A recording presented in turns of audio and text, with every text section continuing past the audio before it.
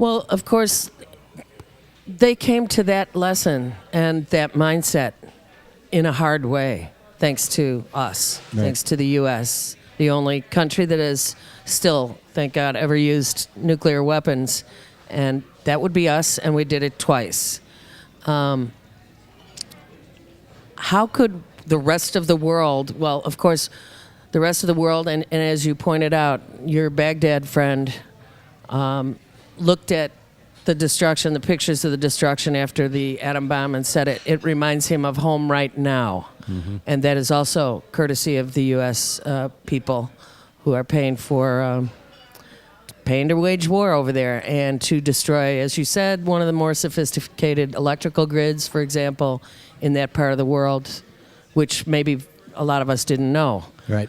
Well, that's one of the key points I made throughout the tour was the American people still, to this day, have not seen one dead or injured Iraqi on their television sets, or the destruction that has been waged against Iraq, and we don't see it on our television sets. So this is a very important conference, putting together three unique video journalists together: Japan Peace TV Internet, Sana Satellite, and Labor Beats Cable Access.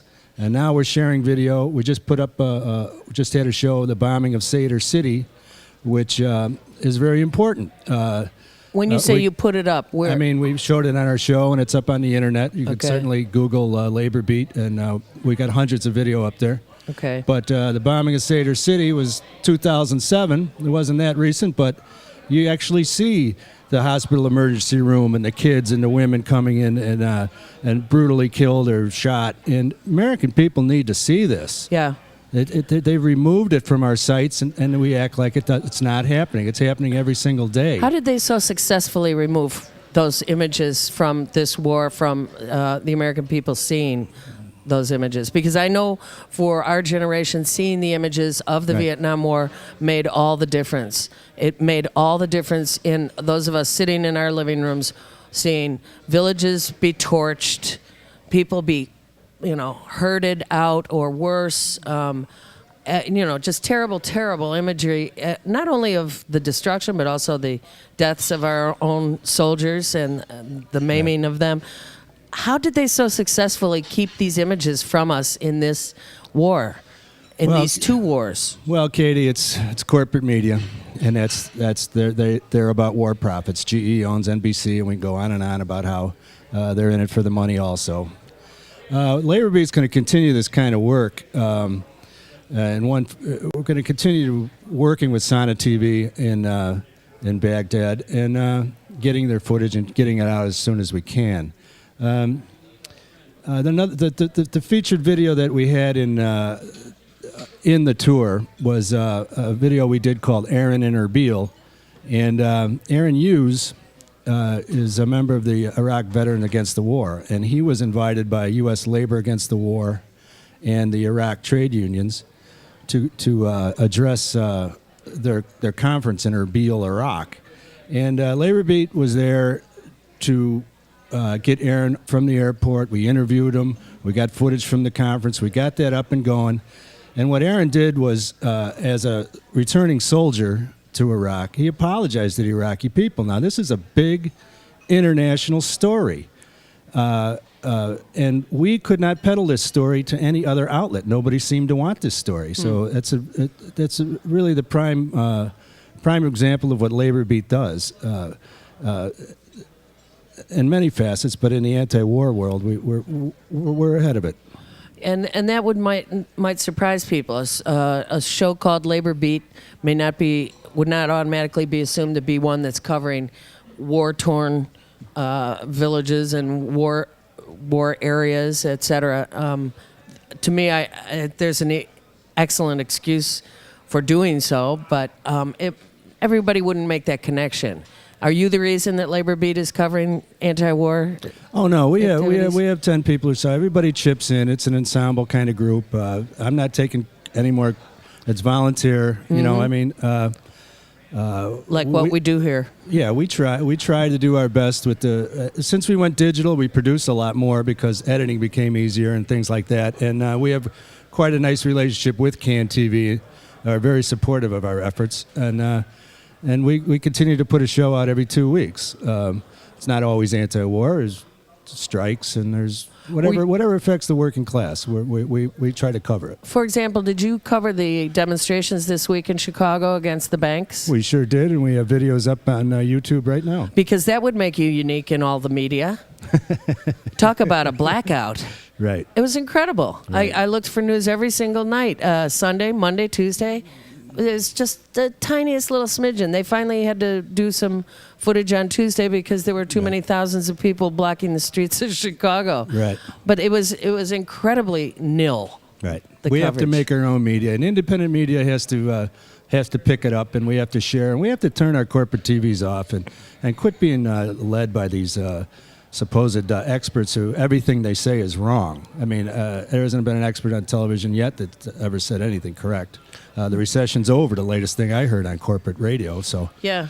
you know, And in between the programming, there's those commercials, and every time I sit down long enough to see a commercial, I'm like, who are they talking to? Who can possibly even think about buying a car? Right. No. Who can even possibly think about right. just continuing the consumer blah blah as if we're out Right. here. There's a lot of great independent journalists here in Chicago Indie Media. They're around. They're out there, and I'm glad to be a part of it. So, as a videographer, I'm talking to Martin Conlisk of Labor Beat, who's a video producer with Labor Beat, and probably an independent journalist as well. Sure. Yep. Yeah. Tell us about this event on Friday night before we Right, Labor end Beat. without mentioning Like I say, Labor Beat's all volunteer. We're kind of stuck between a hard place as far as like funding. If we want grants or something, they tell us go to the labor unions. So we go to the labor unions. They don't really want. It's been like this for 22 years. They want to control us, so we don't like. We don't. So we've always made money off of tape sales and donations from certain locals, perhaps, or it's always been a shoestring operation as far as money is concerned. But now we're not having tape sales because it's on the internet. We're really getting hit hard on that, but it's a good and a bad thing. So we needed an injection.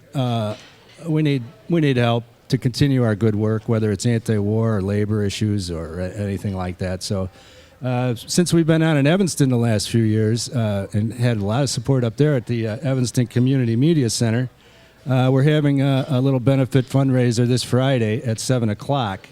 It's at 1285 Hartley Avenue, Evanston. It's kind of by Dempster and Dodge. It's back in there, and I'm hoping everybody comes out and supports us, and nobody will be turned away. That's for sure. We want to make friends out there. So Friday night is a fundraiser for Labor Beat. Now, is the address you gave us someone's home, or is it a No, that's office? at the Evanston Community Media Center, which is the Perfect. studio. We're going to be showing clips of our. Each producer has a short clip of what we do, and that's the agenda. It'll be about an hour video, a lot of mingling, and more talk than video, actually. So, did you have relatives in the police department? Katy. Because I'm trying to do a segue into our I next see. guest. Yeah. Well, yeah, I got relatives in the police department. I mean, like famous ones? Yeah. Yeah. Okay, that's what I thought. Your name is not that common, but I remember it from the news as a youth. Well, let me tell you, and what I found out reading about Len O'Connor's book, it was very heartening. My uncle was the superintendent of police, and on Mayor Daley's shoot to kill or maim order, Right. Marty said, James B. Conlisk told Mayor Daley, I cannot do Issue. that or issue that order. That is against my thing. So, yes, I have to admit he's being my uncle, but I do want to mention that one stand that he I took. love that you're able to mention that on our show. I love that you found that out thanks to Len O'Connor. I know exactly where you're coming from because my father was the head of the union you belong to for many years. Yes, so there were sure. things I wanted to find out too. Okay, Katie, it's been great to be here. Thanks. It's great to meet you, Marty. Right. I'm sorry, you probably prefer Martin. Martin Conlisk, Labor Beat, and catch the fundraiser this Friday. Is there a website that people can go to? Oh, absolutely. Laborbeat.org, LABORBEAT.org. And that has information on the fundraiser and also quite a catalog of our work.